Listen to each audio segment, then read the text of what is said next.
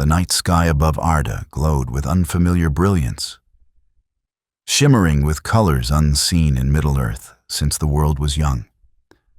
Out beyond the mists that hid Valinor and the straight road, beyond the circles of the world, a streak of silver cut through the heavens with a speed that seemed to defy the very fabric of Ilúvatar's creation. The figure at the head of this comet rode a board fashioned from a nearly indestructible cosmic substance, a sleek platform that responded to his slightest thought as if it were an extension of his own body. His own skin was sheathed in the same brilliant light, a metallic sheen that reflected the stars around him and yet seemed to radiate from within. This traveler was Norrin Radd of the planet Zenla, once a humble scholar and dreamer, now known across countless galaxies as the Silver Surfer. Long ago he had bargained with the devourer of worlds, Galactus, offering his own service as herald in exchange for sparing his utopian home and the life of his beloved Shalabal. Blessed and cursed with the power cosmic, he had guided his master to planet after planet until compassion for other worlds stirred within him. Eventually, he had turned against Galactus, rebelling despite the tampering of his soul and choosing a path of exile and wandering in hopes of redemption. With his cosmic power, he could navigate interstellar space and hyperspace, surpassing the speed of light, survive without food, water, air, or sleep, and manipulate matter and energy with a thought. Yet for all his might, he was still a lone soul seeking forgiveness for the destruction he had once helped bring, carrying guilt and loneliness across the vastness of space. On this particular night, he felt a call unlike any he had encountered in his endless travels. It was not the telepathic cry of an alien empire under attack, nor the desperate plea of heroes standing against a tyrant. It was music, a resonance that reminded him of the first vibrations he heard when Galactus had imbued him with his power. Yet older and deeper, like the heartbeat of creation itself. As he drifted between galaxies, he heard harmonies that suggested growth, decline, joy, and sorrow intertwined. He heard threads of destiny woven with free will, sorrow balanced by hope. The melody seemed to emanate not from a single voice, but from a chorus of beings and even landscapes singing together. The surfer followed that song through a shimmering tear between universes, knowing full well that his board could open interdimensional portals, yet rarely having felt compelled to cross into another reality. As he approached, the tear widened, revealing a shimmering curtain of light between dark gulfs. He angled his board toward it and slipped between worlds, trusting the call and hoping to find some way to use his power for good on the other side.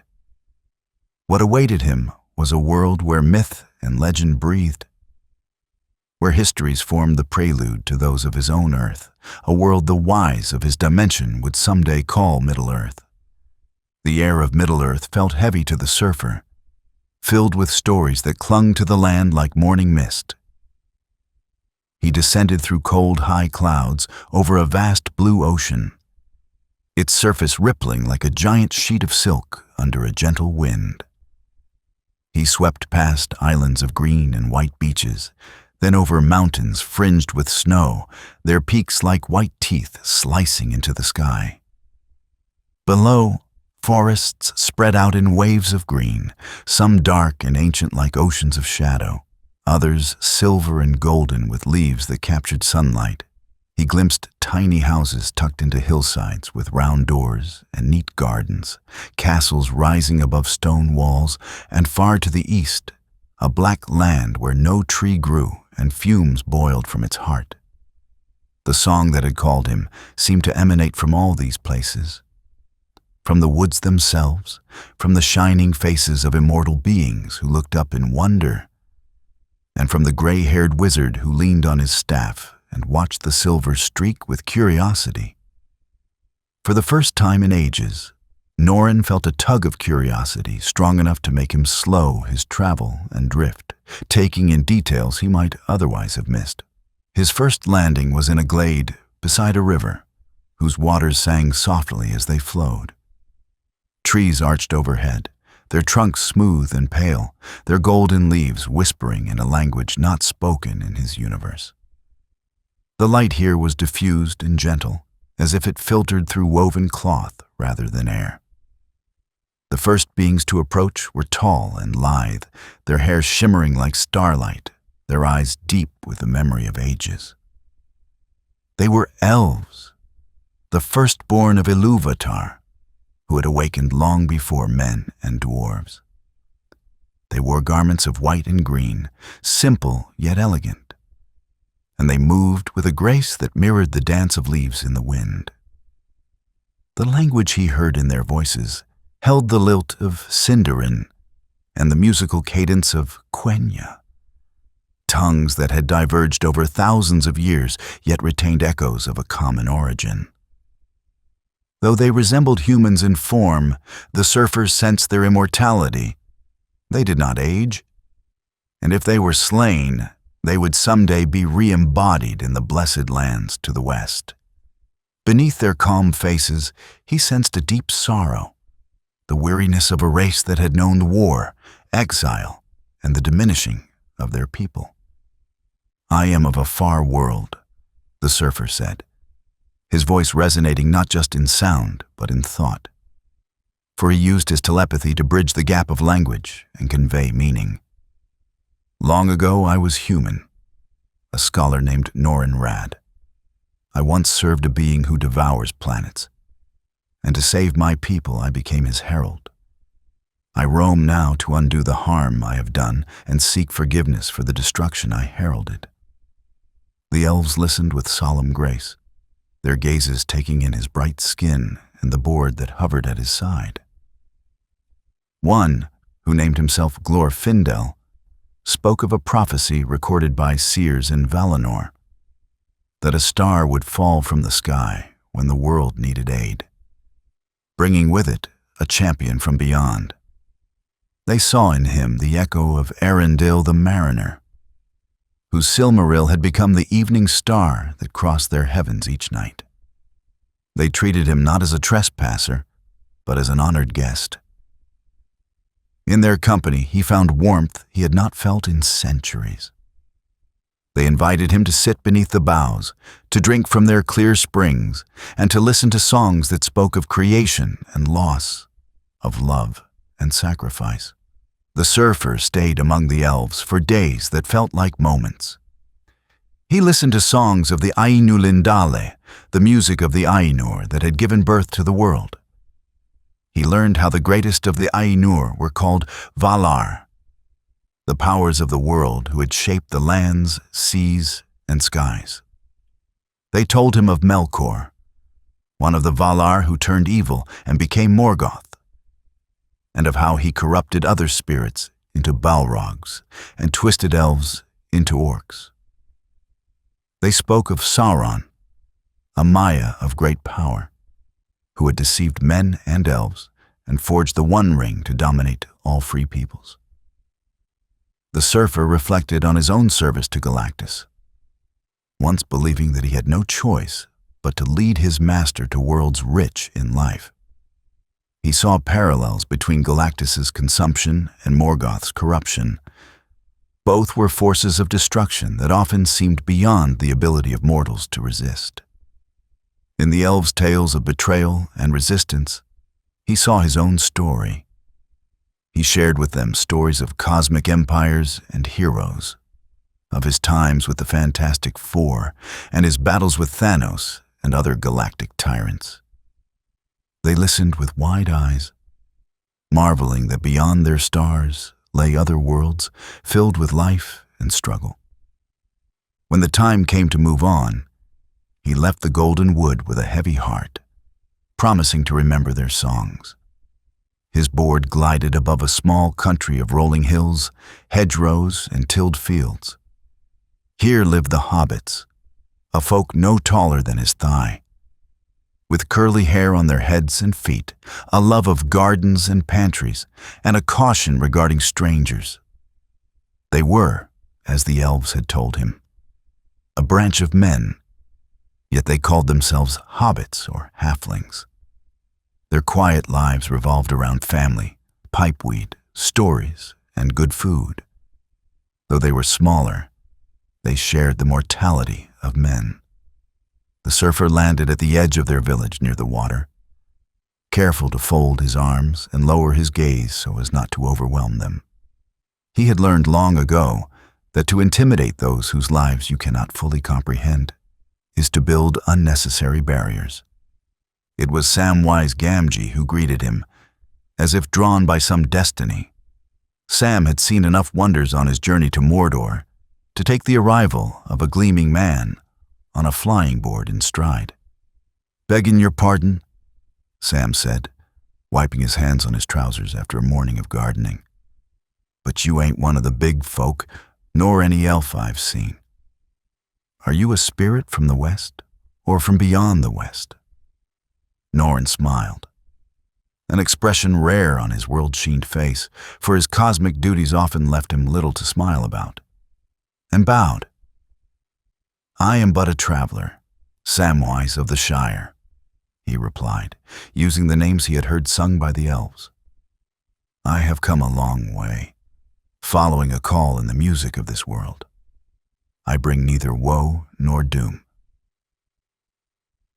The hobbits invited him to share their meal. Though he did not require food, he joined them to honor their kindness. He sat at a table carved from oak and ate bread and cheese as a sign of fellowship.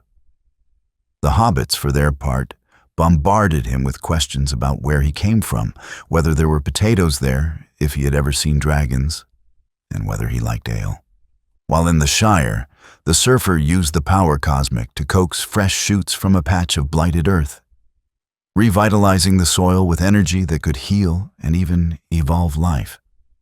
The hobbits gasped as new green spread across their field. To them it felt like the miracle of Galadriel's gift to Sam, yet on a broader scale. Tiny leaves unfurled, and within minutes the barren ground was a lush garden. Children squealed and danced, and elders wept with joy. Norrin sensed that this small act of healing resonated with the music of the Ainur, a harmony with creation rather than consumption. He understood, perhaps for the first time, that power could be used to nurture rather than merely to protect or destroy. He saw that his cosmic abilities, though vast, were not solely weapons, but tools that could cultivate and restore. Though the act weakened him slightly, the joy it brought to those around him was nourishment for his soul. In gratitude, the hobbits filled his hands with apples and cheese, and insisted he take a small barrel of ale for the road, though he gently declined. Beyond the Shire, the surfer flew over high mountain passes, feeling the crisp air bite at his skinless body. He felt the minds of dwarves under the stone. Sturdy people, shorter than men but broader, with beards upon both men and women, and eyes that gleamed like gems. They were created by the Vala Aule before the awakening of elves, and Ilúvatar had granted them life on the condition that they sleep until the firstborn awoke. Dwarves lived in halls carved deep beneath mountains, prized precious metals, and spoke a secret language called Kuzdul that few outsiders ever heard. As he flew over their realm, he could feel their song. Rhythmic, steady, like hammers striking anvils, and pickaxes tapping into stone. When the surfer descended into one of their cities to seek counsel, he found himself in vast caverns lit by glittering gems and glowing forges. He was greeted by armor-clad figures whose axes were as much works of art as they were weapons. They marveled at the way his board could phase through solid rock, leaving no mark, and how he manipulated metal with a thought to shape a broken pick into a perfect one. In their curiosity, he saw a reflection of his own thirst for knowledge, when he was still a man on Zen-La. During his time with the dwarves, he spoke with their masters of craft. He told them of star metals and cosmic forces that his board endured daily. The gravitational pull of black holes, the radiation of pulsars, the friction of faster-than-light travel. He answered questions about whether the substance could be melted and whether it could be reproduced. He explained gently that it was bound to his essence, that the board and he were one, and that to separate it would be to risk catastrophic consequences. The dwarves respected this, though their eyes lingered longingly on its smooth curves. To repay their hospitality, he helped repair their water wheels and cleansed a vein of mithril that had been polluted by Orcish magic. He also listened to their tales of Durin's folk, of the glory and ruin of Khazad-dûm, of the Balrog that had driven them from Moria, and of their return to reclaim it after the War of the Ring. These stories filled him with a deep empathy for those who dig in darkness, yet carry within them a love of beauty and craftsmanship. The surfer learned quickly that Middle-earth was in a period of peace, yet still scarred from the recent War of the Ring. Men had reclaimed Minas Tirith, the great city of Gondor, under their new king Elessar, Aragorn, a ranger who had hidden his true heritage for years. The white tree blossomed again in the court of the king, and flags bearing the 7 stars and white tree fluttered in the wind. Dwarves rebuilt Erebor and delved into the silver veins of the misty mountains. Elves began to sail west to the Undying Lands, leaving Middle-earth in greater numbers than ever before. Hobbits returned home to the Shire to rebuild after the Scouring. Their gardens flourished thanks to the gift of Galadriel and their own hands. But in the east there lingered a darkness, a memory of evil that would not wholly depart. The surfer's arrival had not gone unnoticed by the remaining servants of Shadow. Eyes gazed up from ruined fortresses, tongues muttered spells in forgotten speech, and whispers in dark places spoke of a new power arriving. As he traveled along the course of the great river Anduin, he felt a disturbance akin to the hunger of Galactus. It was as if a void had opened in the sky above Mordor, pulling light into it like water down a drain. His cosmic senses detected fluctuations in space-time, something like the birth of a singularity but twisted by chaotic forces. The surfer had once created black holes as weapons in cosmic battles and had seen their destructive power. This felt similar, yet unnatural, not bound by the physics of his universe or the music of Arda. He turned his board toward the east and sped along the river, passing orc-infested ruins and fields of withered grass. As he drew closer to the mountains of Shadow, he saw that his passage was being watched by men clad in black armor who whispered of a new master rising. Ravens flew overhead, cawing messages to unseen ears. Trolls lumbered in the distance, drawn by the energy swirling in the air. The surfer realized that if he did not act quickly, whatever emerged from this rift might feast upon Middle-earth as Galactus had planned to feast upon Zen-La. At the gate of Minas Tirith, he sought counsel. He met Gandalf the White, the wizard formerly known as Mithrandir, who had returned from death to complete his task. Gandalf had been one of the Maiar, angelic beings sent by the Valar as Istari to aid the free peoples. His robes were pure white, his staff carved of ash wood, his beard long and his eyes keen as any star. "Hail, traveler from beyond," he said, voice like deep bells echoing through a mountain hall. "Your coming was revealed to me in a dream, a silver fire across the sky, bearing a heart burdened with regret. You are drawn to a wound in the world. Tell me what you have seen in Mordor." The surfer bowed deeply, feeling that he stood in the presence of a being who knew more of cosmic music than most mortals. A tear in reality, wise one, he answered. It hungers like Galactus, but is not he. I fear my passage between universes has wounded your world. It calls to me as my board called to my soul when I was first transformed. Gandalf nodded gravely. Then we must mend the wound before it is too late, he replied. Come, we will seek counsel in the Hall of Kings. Inside the marble halls of Minas Tirith, the surfer met Aragorn, tall and stern, with gray eyes that held the wisdom of age and the hope of renewal.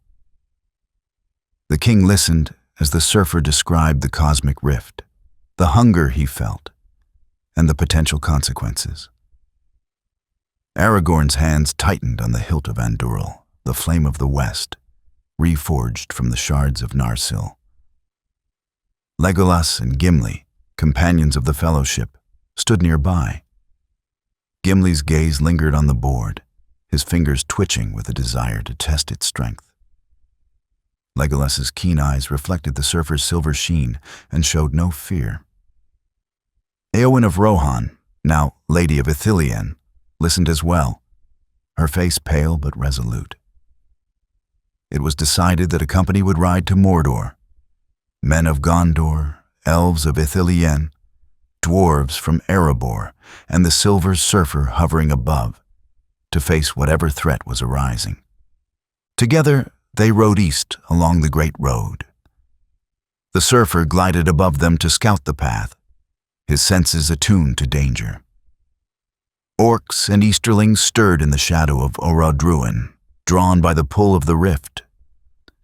Haradrim on horses whispered among themselves but kept their distance, recognizing the white banner of Gondor and the aura of power around the rider in silver.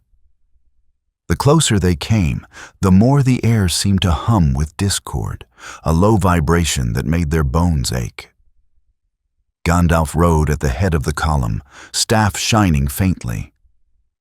As they camped at night, the surfer shared stories of other worlds, of how he had once fought alongside a green-skinned giant who called himself the Hulk, of a man who wore a cloak and practiced sorcery, and of a woman who could manipulate reality itself.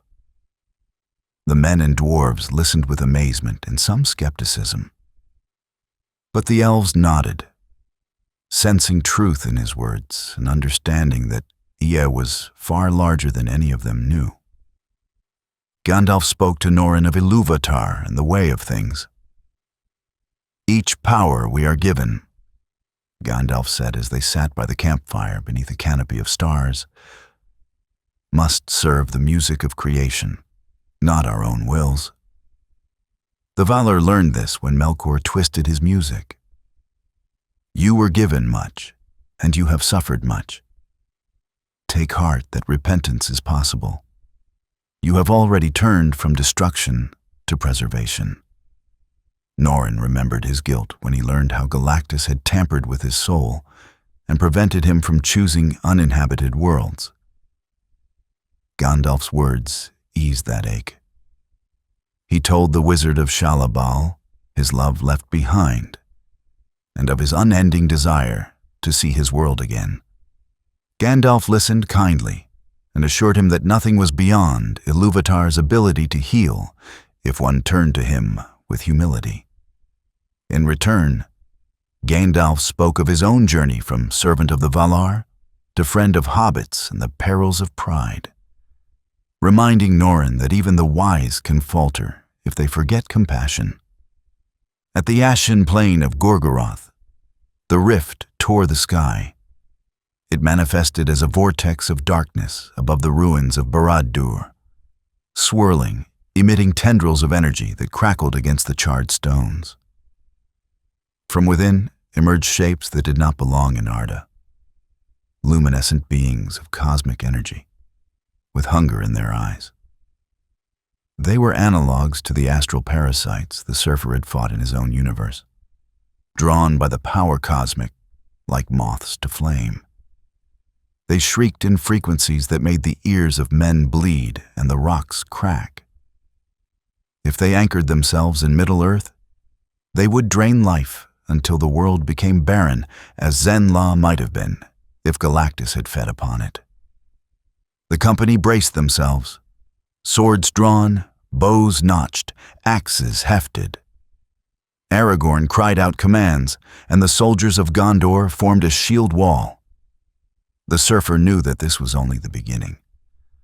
For every creature that emerged, more waited behind the veil. Norrin flew toward the rift, his board responding instantly to his thoughts.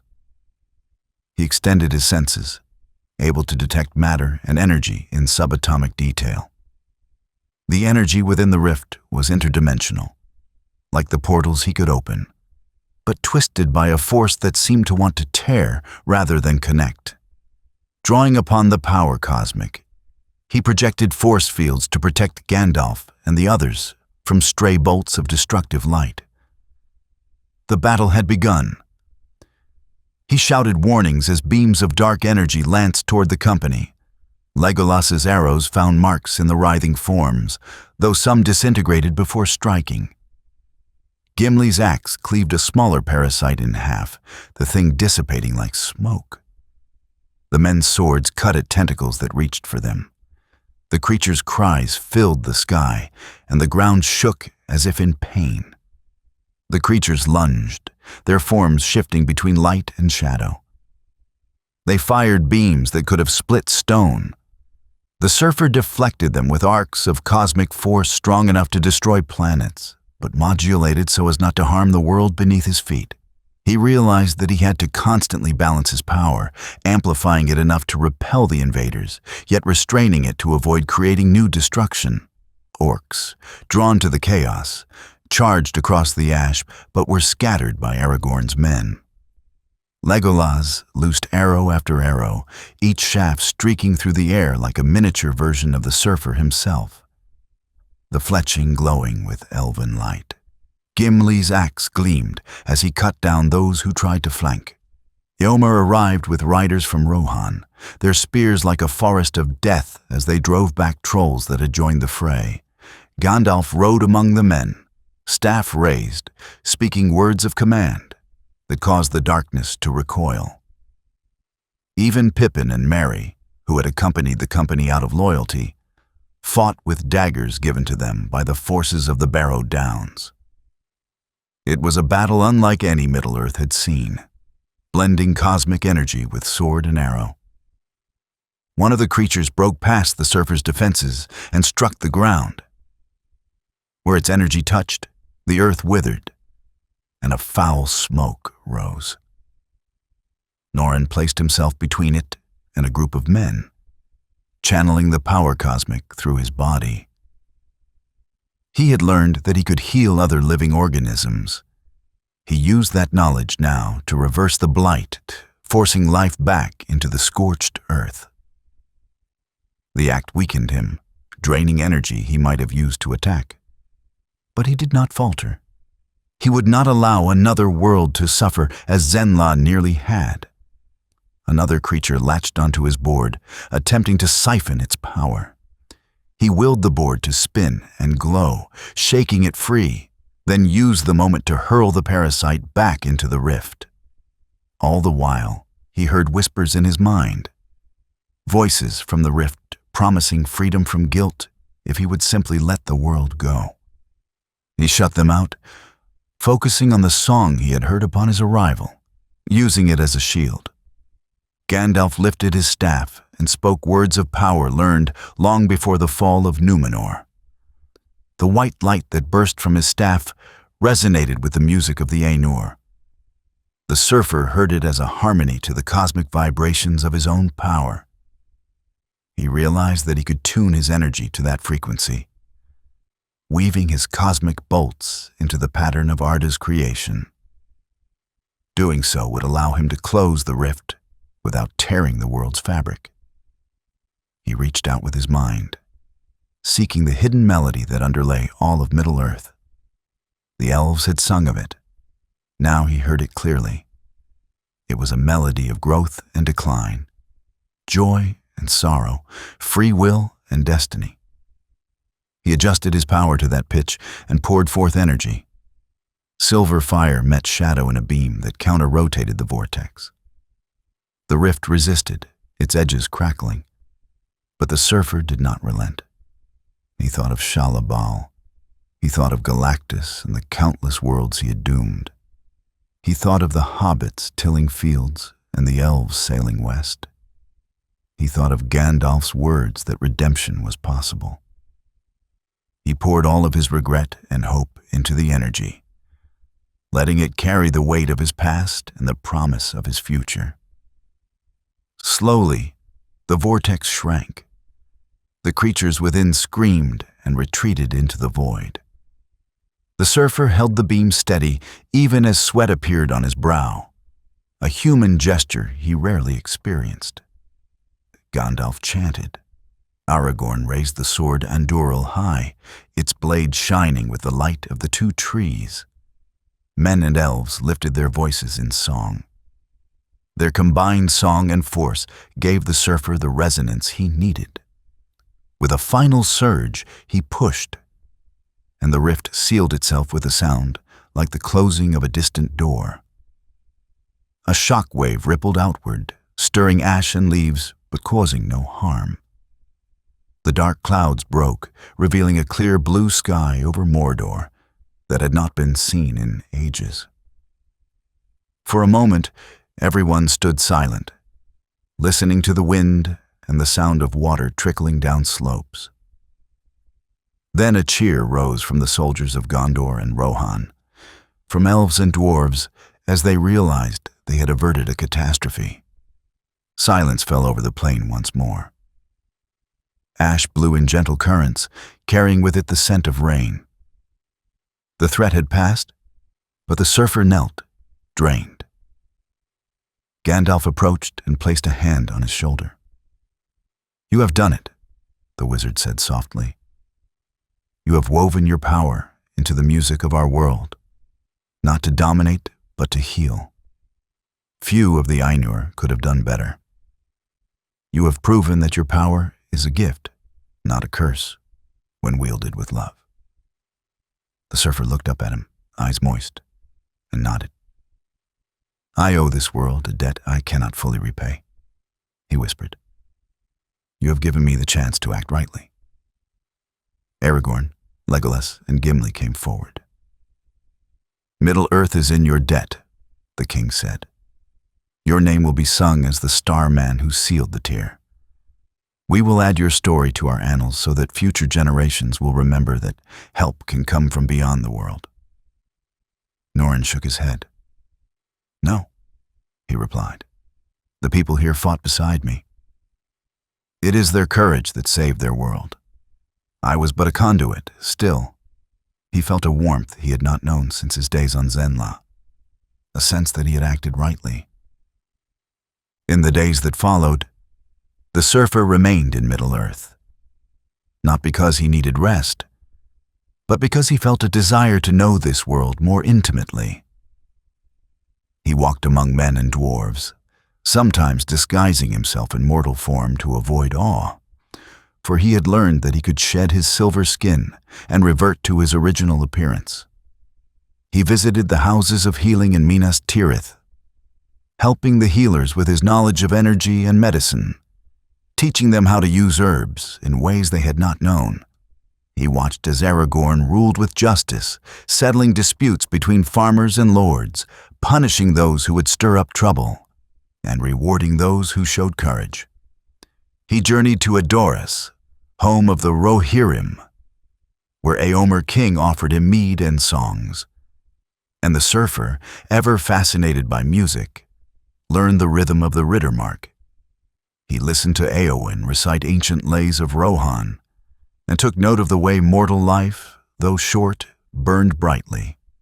In Dale he saw men rebuilding after the war, trading with dwarves and Mirkwood elves, forging new alliances. He accompanied a caravan to Lake Town and stood upon the ruins of a once magnificent city, destroyed by dragon fire, feeling the weight of memory. He also visited Fangorn Forest at Treebeard's invitation. There he met Ents, shepherds of trees, tall as towers, with bark-like skin and eyes slow to blink. Treebeard's booming voice recounted the long history of the Ents, their search for the Entwives, and their grudges against the orcs and men who had cut down their trees.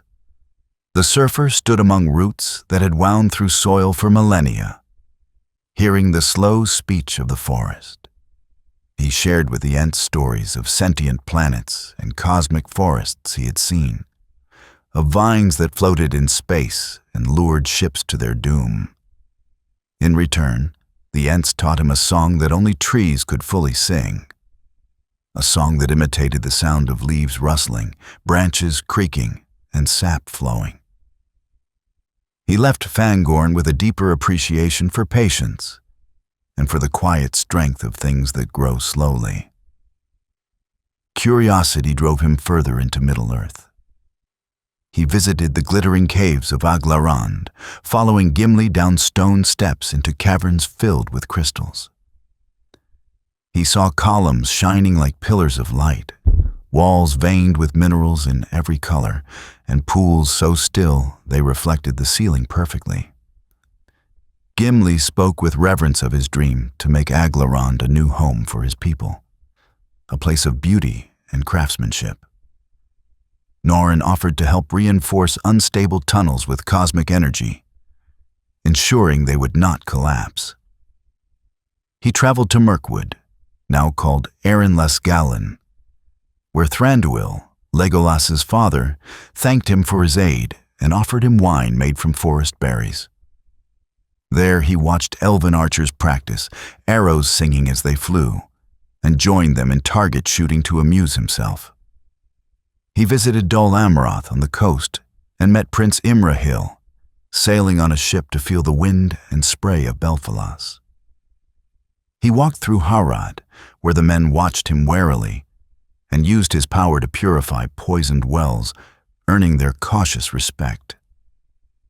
During his stay, he also sought out Tom Bombadil, the enigmatic being who lived west of Bree. Guided by songs and stories, he made his way through the old forest until he found a merry house surrounded by flowers. Tom greeted him with laughter, his blue jacket and yellow boots as bright as ever. "Well, if it isn't a shiny man on a shiny board," Tom sang, skipping around him. The surfer sensed something ancient in Tom, something tied deeply to the land. They sat beneath a willow tree while Goldberry, the river woman's daughter, served them honeyed cakes. Tom asked no questions about cosmic powers, yet he sang songs that resonated with the same harmonies Norrin had heard in the Ainulindala. When the surfer spoke of his guilt, Tom answered with a tale of rivers that carved valleys over ages and of mountains that had once been sea floors, reminding him that time heals and all things play their part. The visit left Norrin both puzzled and comforted. Tom was an enigma even to someone who had traversed galaxies. The surfer also considered sailing to the Undying Lands. He visited the Grey Havens, where Círdan the shipwright built ships bound for Aman. The harbor was filled with white boats, sails furled, waiting for their final journey. Círdan, ancient and wise, approached him. "Your fate is not to dwell in Valinor," he said gently. "You carry a different song. But should you choose to walk the straight road, know that the Valar would welcome one who has turned from destruction to healing." Norrin thanked him, but declined. He realized that his journey was not yet done. He thought of the multitudes of worlds beyond and of the cosmic threats that still roamed. He had new wisdom now, drawn from the songs and stories of Middle-earth, that he could bring to bear in the wider universe. On the morning of his departure, the peoples of Gondor gathered on the Pelennor fields to bid him farewell. The silver board floated at his feet, ready, gleaming in the early sun. "Farewell, friends," he said, his voice loud enough for all to hear. You have taught me that power used in harmony with creation can mend what was broken. I carry that lesson with me to the stars. May your days be long, and your harvests plentiful. Remember that you are part of a much larger universe, and yet no less significant for it. Gandalf smiled and placed his hand on Norrin's shoulder. We will remember you as we remember Arendil, he said, a star of hope in dark times.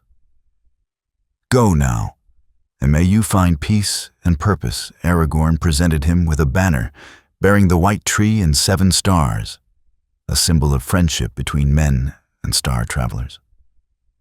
Legolas offered him a quiver of arrows, intricately carved, as a token to remember the elves. Gimli gifted him a small hammer forged from mithril, a reminder of the dwarves' craft. The hobbits ran forward to give him a basket of pipeweed and a book of recipes from the Shire, which he accepted with laughter. He took these gifts not because he needed them, but because they represented the hearts of those who gave them. The surfer stepped onto his board, which rose at his mental command. He pointed it toward the sky and prepared to leave. As he ascended, he looked back one last time at the White City, at the green fields of the Shire, at the blue ribbon of the Anduin, and the dark line of Mordor. He felt a connection to this world, a tiny part of himself left behind in its songs and stories. He thought of the friends he had made, the lessons he had learned, the melodies he had heard. He knew that his path lay among the stars, yet he promised himself he would never forget Middle-earth. Then, with a streak of silver light, he vanished into the heavens, the cosmic wanderer resuming his journey. The people below watched until the last glint of light disappeared, then turned to one another with wonder and pride, knowing they had been part of something extraordinary. High above Arda, the surfer pierced the veil between universes, careful to mend any wound he made. He surfed through the currents of space-time, leaving behind a trail of shimmering particles that slowly faded. The music of the Ainur that had drawn him here faded, but did not disappear. It was a melody he could now carry in his own heart. He thought of Shalabal and his homeworld, of the countless galaxies he had traversed, and of the tiny hobbits planting seeds. He realized that the size of a world did not measure its importance. Every field of wheat, every home carved in stone, every song sung under stars mattered as much as the fate of empires. His quest for redemption would continue, but now it would be guided by a harmony he had learned in a land of legends. He vowed to listen for the music of other worlds, to respond not only to cries for help, but also to whispers of beauty. He promised himself that he would not rest until he had balanced, as much as one being could, the scales of destruction and creation. And in Middle-earth, long after his departure, elves told tales of the silver spirit who rode a star and whose arrival fulfilled old prophecies. Dwarves carved his likeness alongside that of Aule, the creator of their race, chiseling his form into hall pillars and decorating the handle of the hammer he had left. Hobbits named a new dish after him, a silver bark pudding with star-shaped sugar, and children pretended to surf on boards down the grassy slopes, singing of a man made of light. The king of Gondor added a starry banner to his hall and commissioned a song that bards would sing at feast days, recounting the battle at the rift and the sealing of the tear. Somewhere west, where the sea met the sky, a light glimmered, reminding those who saw it that help could come from beyond all hope. Middle-earth scholars debated for centuries whether he had been an angel sent by Ilúvatar, a Maya in disguise, or perhaps even a shard of the Silmaril set loose. Some speculated that he was a figment of collective imagination, a myth created to inspire courage. Others insisted that he had been as real as the mountains and that his story was a warning against complacency. Meanwhile, in Aman, the Valar smiled at the memory of a being who had touched their world and left with a new song.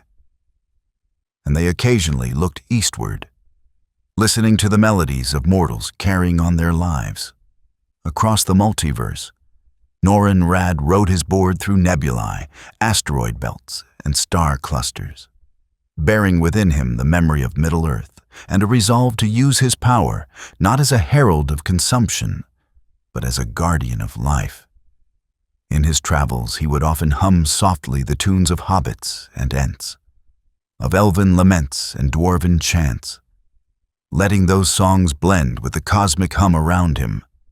The universe, he realized, was full of music. One only had to listen.